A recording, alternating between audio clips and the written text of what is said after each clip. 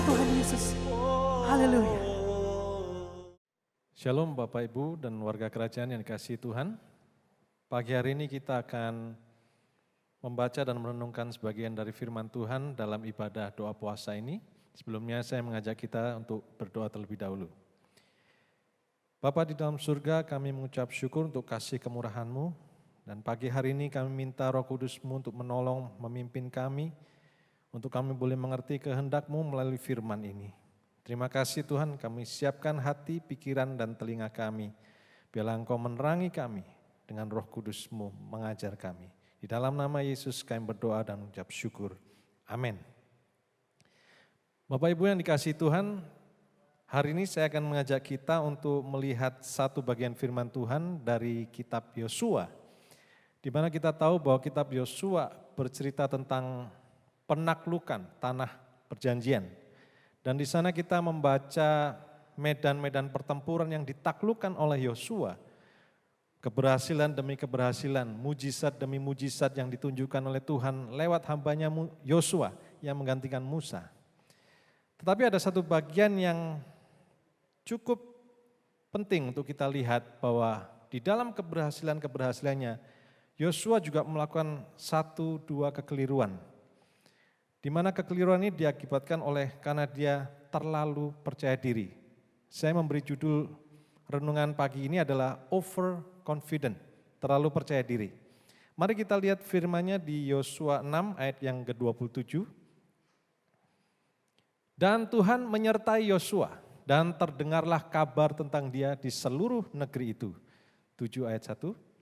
Tetapi orang Israel berubah setia dengan mengambil barang-barang yang dikhususkan itu, karena Ahan bin Karmi bin Sabdi bin Zerah dari suku Yehuda mengambil sesuatu dari barang-barang yang dikhususkan itu.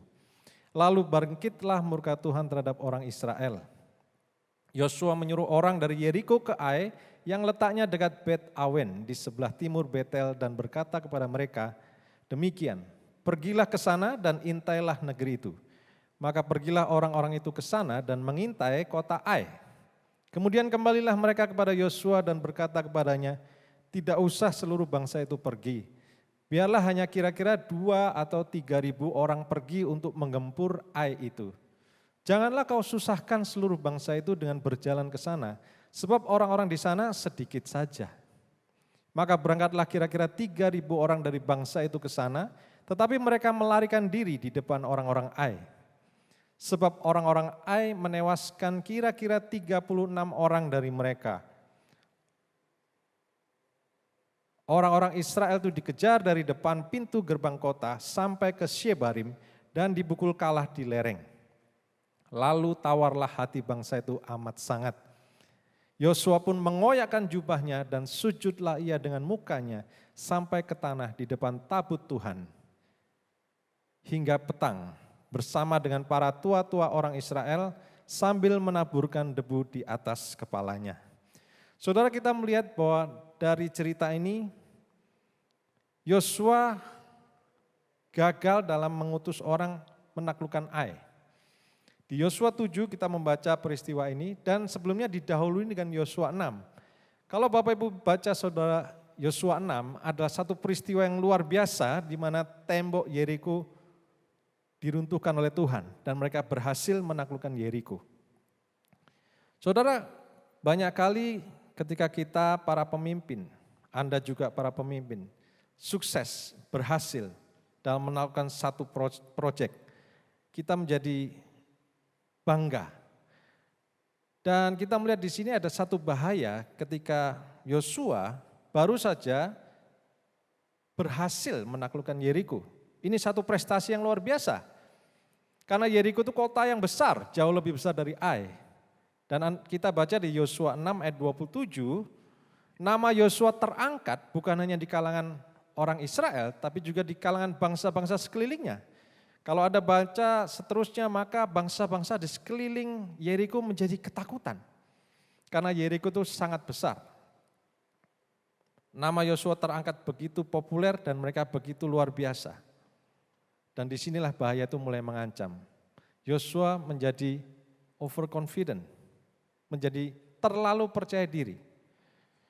Tentu saja dia tetap percaya Tuhan, saya percaya dia tetap mengandalkan Tuhan, dia tetap mengandalkan pasukannya, tetapi kita melihat bahwa ketika satu keberhasilan yang cukup besar terjadi, dan kalau kita tidak hati-hati, maka kita akan terjebak dalam yang namanya overconfident, terlalu percaya diri. Keberhasilan demi keberhasilan yang kita raih di masa lalu bisa membuat kita overconfident. Kita percaya bahwa Tuhan menyertai kita. Saya berbicara kepada kita para hamba Tuhan, anak-anak Tuhan. Saya tidak berbicara kepada mereka yang di luar Tuhan. Seringkali kita bersama Tuhan disertai, kita berhasil dalam satu proyek, kita berhasil dalam satu prestasi, kita mendapat berkat, dan kita merasa Tuhan begitu menyertai kita. Apapun yang kita lakukan berhasil, betul, itu adalah janji firman Tuhan. Tapi sekali lagi kita harus berhati-hati dengan jebakan overconfident. Karena ketika kita tidak berhati-hati, maka kita akan melihat bahwa Yosua akhirnya diperingatkan Tuhan lewat kegagalan di Ai. Tentu saja kita tahu bahwa Ai gagal ditaklukkan karena ada salah satu anak buahnya yang melanggar firman Tuhan, yaitu Ahan. Ahan mengambil barang-barang yang dikhususkan, karena sebelum Yosua dan pasukannya masuk ke kota Yeriko, Tuhan sudah memperingatkan bahwa barang-barang di kota Yeriko tidak boleh diambil untuk dimiliki. Nanti kalau Bapak Ibu baca di bagian-bagian yang lain, di kota-kota lain, ada kota-kota yang memang diperbolehkan oleh Tuhan untuk diambil barang-barangnya, dijarah. Tetapi khusus untuk Yeriko, karena mereka tidak melakukan usaha apapun untuk meruntuhkan tembok Yeriko, itu semua adalah usaha Tuhan. Mungkin Tuhan tidak memberikan mereka kesempatan untuk menjarah. Dan mereka, salah satu dari mereka melanggar, yaitu Ahan. Kalau kita menyelidiki, sungguh-sungguh overconfident ini, seperti yang saya ajak kita untuk lihat, maka ada 3 perkara yang menyertai seseorang ketika dia overconfident. Hal pertama ketika seseorang itu overconfident, terlalu percaya diri, adalah dia tidak peka suara Tuhan. Dia tidak lagi tanya Tuhan, dia tidak lagi tanya pertimbangan Tuhan. Kita baca di Yosua 7 ayat 10. Yosua 7 ayat 10, lalu berfirmanlah Tuhan kepada Yosua, bangunlah, mengapa engkau sujud demikian? Yosua dan para orang-orang Israel berpikir bahwa karena Tuhan tidak menyertai mereka, sehingga mereka sujud menyembah. Padahal Tuhan tetap bersama mereka.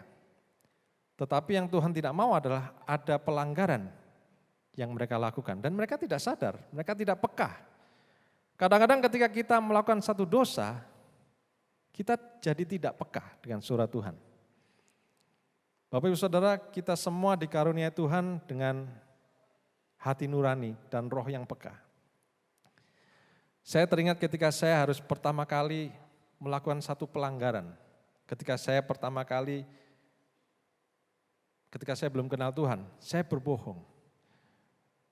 Pertama kali saya harus berbohong, saya begitu ketakutan, saya begitu dak-dikduk dan gemetar. Tetapi setelah 2-3 kali jadi terbiasa, kita tidak lagi jadi peka, ada dosa. Demikian juga dengan kalau kita terlalu percaya diri, kita menjadi tidak lagi peka dengan suara Tuhan. Yosua 7 ayat 10, Tuhan memerintahkan Yosua tuh, kamu bangun aja. Ini cukup aneh karena Tuhan tidak pernah menolak penyembahan. Kalau kita baca hamba-hamba Tuhan yang lain di dalam Alkitab, ketika mereka sujud menyembah, Tuhan selalu menerima penyembahan mereka. Tetapi ketika Yosua dan para orang Israel ini semua tunduk menyembah, Tuhan suruh bangkit. Tuhan suruh berhenti dari doa mereka, penyembahan mereka. Tuhan mau itu dibereskan dulu. Pelanggaran itu harus dibereskan dulu. Engkau harus mendengar dulu suara Tuhan, baru melakukannya. Jangan melakukan apa yang tidak disuruh Tuhan. Memang kesalahan ini adalah kesalahan dari Ahan, bukan kesalahan Yosua. Tetapi sebagai pemimpin, Yosua harus mengambil tanggung jawab. Seorang pemimpin harus bertanggung jawab atas kesalahan anak buahnya. Bahkan kalau kita baca, sebetulnya yang menanggung bukannya Yosua, tetapi seluruh bangsa Israel. Karena mereka jadi kalah dalam pertemuan di Ai ini, yang katanya hanya 2.000, 3.000 orang saja. Kita tahu bahwa Yeriko puluhan ribu jumlahnya tetapi kalah. Saudara, seorang pemimpin harus mengambil alih tanggung jawab. Yosua tidak bisa berkata, Tuhan ini bukan salah saya, ini salahnya Ahad. Tapi Yosua mengambil tanggung jawab. Sebagai pemimpin, apabila ada kesalahan dilakukan anak buah, kita sebagai pemimpin bertanggung jawab. Saya sebagai orang tua bertanggung jawab apabila anak saya melakukan kesalahan. Saya tidak bisa berkata, itu salah anak saya tidak ikut-ikut. Orang tua murid pasti mengerti bahwa ketika anak Anda melakukan pelanggaran, Anda adalah orang pertama yang akan dipanggil oleh guru ke sekolah. Karena kita harus bertanggung jawab, kita harus mendidik anak-anak kita harus mengajar mereka. Mana yang benar, mana yang tidak benar, mana yang boleh, mana yang tidak boleh. Kemungkinan Yosua lupa untuk mengingatkan anak buahnya. Kemungkinan Yosua juga kurang dalam kontrol. Kita tidak tahu apa yang terjadi. Tapi yang terjadi adalah bahwa Ahan melanggar perintah Tuhan. Akibatnya seluruh bangsa Israel harus menerima akibatnya. Saudara, kita ajak untuk lihat di Yakobus 4 ayat 13 sampai 16.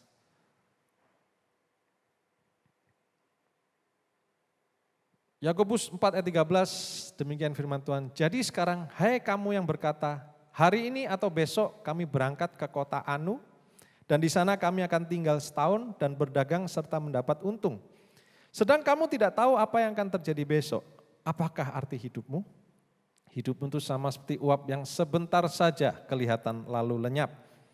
Sebenarnya kamu harus berkata, jika Tuhan menghendakinya, kami akan hidup dan berbuat ini dan itu. Tetapi sekarang kamu memegahkan diri dalam congkakmu, dan semua kemegahan yang demikian adalah salah. Saudara, kata congkak yang ditulis di dalam Yakobus 4 ayat 16, kata aslinya adalah alazoneia, yang hanya dipakai 2 kali dalam perjanjian baru. Artinya adalah self-confidence, percaya diri, dan ini terlalu berlebihan. Karena itu kita harus berhati-hati apabila kita terlalu percaya diri. Sekalipun mungkin kita disertai Tuhan, sekalipun kita sudah berhasil, kita harus selalu tanya Tuhan. Kita jangan melupakan Tuhan dalam perencanaan kita. Rasul Yakobus memperingatkan kita, jangan kamu berkata, aku bisa begini, aku bisa begitu, aku akan begini, aku akan begitu. Yosua lupa tanya Tuhan. Harusnya mereka tanya Tuhan dulu. Tapi dia lebih mendengarkan suara orang Israel. Dia tidak tanya apakah harus menyerang Ai, kapan, mereka langsung maju. Akibatnya mereka kalah. Hal yang kedua, saudara, orang yang percaya diri cenderung untuk meremehkan orang lain. Ini bahaya yang berikutnya. Kita baca di Yosua 7 ayat yang ketiga, biarlah hanya kira-kira 2 atau 3.000 orang saja. Nggak usah semua, nggak usah ngerepotin. Cukup 2-3 ribu aja. Ketika mereka terlalu percaya diri, mereka meremehkan. Saudara, ada satu cerita yang menarik bagi Anda mungkin penggemar olahraga seperti saya, penggemar olahraga juga penggemar terutama bola basket, mungkin Anda tahu yang namanya NBA. Ada satu pemain yang terkenal yang namanya Stephen Curry. Stephen Curry ini adalah pemain yang bermain di klub Golden State Warriors. Dan klub ini tercatat 5 tahun terakhir mereka masuk final di NBA. Kita tahu NBA adalah kompetisi basket yang paling elit, semua pemain terbaik berkumpul di sana. Dan tim yang dibela oleh Stephen Curry ini 5 kali masuk di final. Walaupun mereka hanya menang 3 kali, tapi itu sudah sangat luar biasa. Tahun 2015 mereka pertama kali masuk final dan jadi juara. Sampai tahun 2019, terakhir mereka juga pemegang juara. Tahun 2018, tahun 2019 mereka kalah oleh tim yang lain.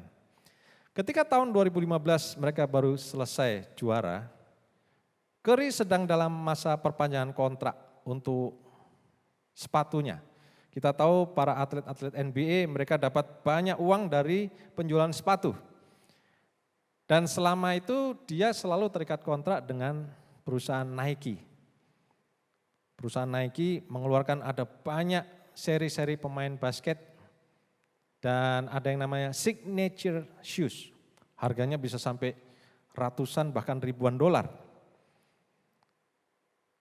Stephen Curry tahun 2015 ditawari kontrak oleh Nike dan saat itu mereka sedang dalam negosiasi dan ada satu brand saingan yang namanya Under Armour juga sedang mendekati Curry.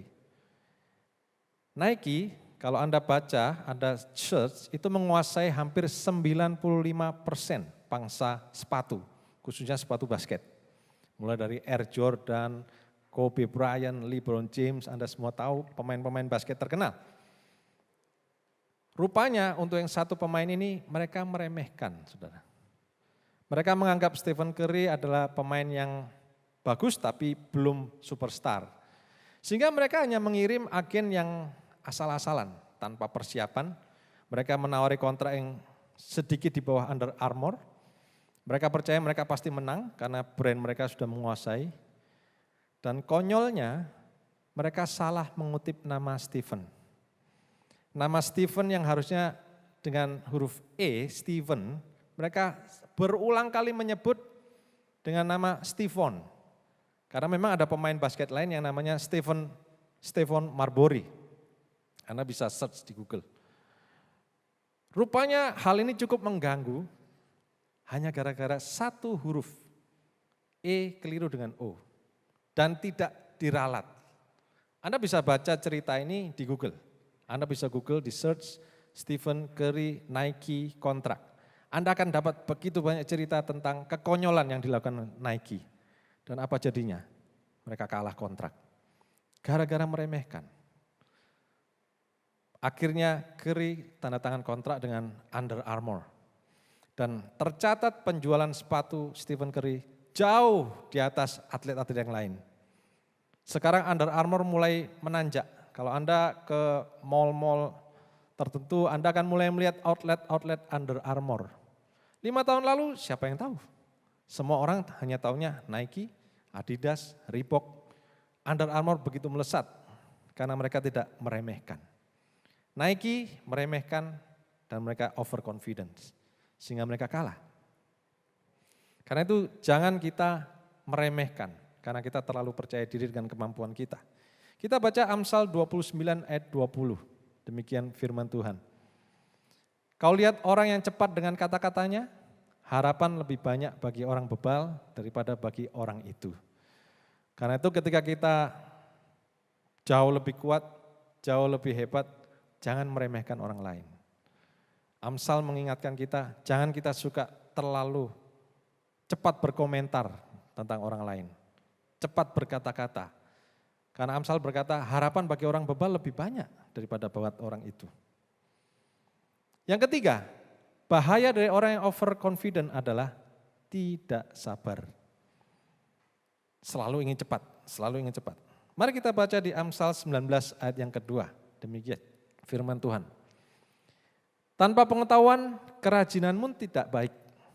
Orang yang tergesa-gesa akan salah langkah. Dalam terjemahan lain dikatakan bukan salah langkah, tapi keliru, bersalah, bahkan berdosa. Orang yang tidak sabaran cenderung akan melanggar. Mereka menganggap semua peraturan berlaku untuk orang lain kecuali dirinya. Karena dia menganggap diriku lebih hebat. Contohnya adalah Raja Saul. Kalau Anda baca di 1 Samuel 13 ayat 5 sampai 13, kita tidak bisa baca semua. Di situ diceritakan bagaimana Saul seharusnya menunggu Nabi Samuel untuk mempersembahkan korban bakaran karena mereka akan maju ke medan peperangan. Musuh sudah siap, semua pasukan sudah siap, tetapi Nabi Samuel tidak datang-datang. Dan satu persatu pasukan Saul mulai meninggalkan dia. Mereka ragu-ragu apakah akan jadi perang atau enggak. Mereka ragu-ragu apakah Saul ini akan memimpin mereka atau tidak. Mereka menunggu dan Saul menjadi tidak sabar. Akhirnya Anda akan baca di sana, Saul mengambil inisiatif mempersembahkan korban yang dilarang sebetulnya pada saat itu. Karena dia bukan imam besar, dia seharusnya menunggu Samuel. Dan tepat ketika dia selesai mempersembahkan korban, Nabi Samuel datang. Dan Nabi Samuel langsung menegur dia. Ini akibat dari tidak sabar. Dia melakukan kekeliruan, dia melakukan satu hal yang tidak seharusnya dia lakukan. Dan kita belajar di sini harga besar dari ketidaksabaran. Yaitu akhirnya Tuhan mencopot gelar raja dan diberikan kepada Daud. Bagaimana dengan Daud? Daud di dalam Mazmur 5 ayat 3 kita baca bagaimana Daud itu belajar jadi seorang yang sabar. Di dalam Mazmur 5 ayat 3, Mazmur Daud berkata seperti demikian, Tuhan, pada waktu pagi engkau mendengar seruanku, pada waktu pagi aku mengatur persembahan bagimu, dan aku menunggu-nunggu. Saudara, Daud belajar untuk menunggu suara Tuhan. Daud belajar menyembah Tuhan di pagi hari, menyenangkan hati Tuhan. Dia tidak tergesa-gesa menyelesaikan penyembahannya. Dia tidak tergesa-gesa menyelesaikan pujiannya. Dia cari wajah Tuhan sampai betul-betul Tuhan menghampiri dia. Sampai dia betul-betul merasakan kekuatan yang baru dari Tuhan. Sampai benar-benar dia mendapatkan sukacita damai sejahtera dari Tuhan. Daud belajar bersabar di dalam hadirat Tuhan. Karena itu kita melihat Daud juga bisa sabar menunggu itu dinobatkan jadi raja. Dia tidak tergesa-gesa. Lebih dari 13 tahun Daud dikejar-kejar oleh Saul. Walaupun dia sudah diurapi oleh Samuel, tetapi dia tidak langsung jadi raja. Beda dengan Raja Saul. Raja Saul begitu diurapi, besoknya dia langsung dinobatkan jadi raja. Tapi Daud, dia harus mengalami proses dari Tuhan. Salah satu proses adalah lewat Saul sendiri, di mana dia dikejar-kejar mau dibunuh. Tetapi kita melihat proses yang demikian menghasilkan karakter yang berkualitas, karakter yang sabar, karakter yang mau menunggu waktu Tuhan. Dan dia lebih mengandalkan Tuhan daripada mengandalkan kekuatannya sendiri. Saya akan tutup dengan satu ayat dari Ibrani 6 ayat yang ke-15. Di sini kita melihat satu tokoh yang juga menjadi panutan kita bagaimana belajar bersabar. Ibrani 6 ayat 15, demikian firman Tuhan. Abraham menanti dengan sabar dan dengan demikian ia memperoleh apa yang dijanjikan kepadanya. Bapak Ibu Saudara yang dikasihi Tuhan, mari kita belajar untuk mengandalkan Tuhan lebih dari mengandalkan diri kita sendiri. Mari kita belajar untuk menjadi orang yang tidak terlalu percaya diri. Sekalipun mungkin kita disertai Tuhan, sekalipun kita mungkin di dalam Tuhan, sekalipun kita mungkin banyak prestasi, kita tetap percaya berserah kepada Tuhan. Karena kalau tidak, kita menjadi terlalu percaya diri dan kita bisa terjebak dalam hal-hal yang saya sebutkan tadi. Doa saya supaya kita semua pagi ini boleh belajar bagaimana yang kita mengandalkan Tuhan. Sepenuhnya hanya mengandalkan Tuhan di dalam hidup kita. Tuhan memberkati. Mari kita berdoa. Tuhan, terima kasih untuk firman-Mu, terima kasih untuk pelajaran yang kami terima pada hari ini lewat firman-Mu, di mana kami belajar dari hamba-Mu Yosua. Tolong kami Tuhan supaya kami tetap belajar merendahkan hati kami. Sekalipun di dalam keberhasilan, sekalipun di dalam prestasi, sekalipun di dalam kebanggaan, kami tetap berpegang hanya kepada-Mu. Kami tidak mau terlalu membanggakan diri kami, karena kami tahu di dalam kebanggaan diri yang berlebihan, ada bahaya yang mengintai kami. Tolong kami Tuhan supaya kami tetap peka akan suara-Mu, tetap menunggu-nunggu dengan sabar akan suara-Mu. Dan kami belajar untuk menghargai orang lain, sama seperti Engkau melihat mereka. Terima kasih Tuhan, kami serahkan doa kami ini, hanya dalam satu nama Tuhan kami, Yesus Kristus. Amin. Shalom warga kerajaan, selamat pagi hari